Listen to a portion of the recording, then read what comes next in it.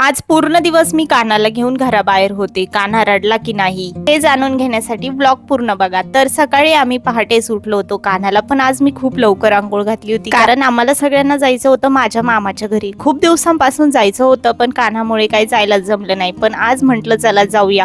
कान्हा राहतो की नाही, कान्हाच्या नवीन नवीन रिॲक्शन तरी बघायला भेटतील. कान्हाचे काका काकी पप्पा हे सगळे लवकरच आले होते आणि आज आम्हाला खूप ठिकाणी फिरायचंय. पहिले तर आजी आणि पणजीला बाय केलं आणि निघालो मावशीकडे जाण्यासाठी. कान्हाची मावशी 4 महिन्यापासून त्याला भेटली नाहीये आणि आम्ही तिच्या कॉलेजवर जाऊन तिला सरप्राईज केलं.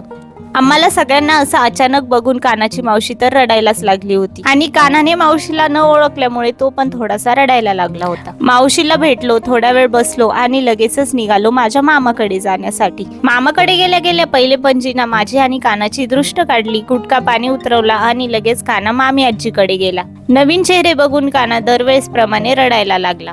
तो प्रत्येकाकडे बघायचा आणि रडायचा, त्यामुळे त्याला मलाच घेऊन हिंडावं लागत होतं. दिवसभर प्रवासामुळे कान्हाची खूप चिडचिड होत होती आणि तो खिरखिर करत होता. मस्त आजीने त्याला झोळी बांधली. कान्हाची एक निवांत झोप झाली. त्यानंतर तो एकदम फ्रेश झाला. कान्हा तर मामा आजोबाच्या घरात जायला तयार नव्हता, कारण घरात गेला की तो रडायचा. त्यामुळे आम्ही बाहेरच कान्हाला घेऊन बसलो. थोड्या वेळ मी पण आराम केला. त्यानंतर फ्रेश होऊन लगेचच निघालो घरी जाण्यासाठी, कारण आम्हाला पुढे जाऊन माझा बर्थडे पण सेलिब्रेट करायचा होता. तर बर्थडेचा ब्लॉग बघण्यासाठी सबस्क्राईब करून ठेवा. चला तर भेटूया नेक्स्ट व्लॉग मध्ये. बाय.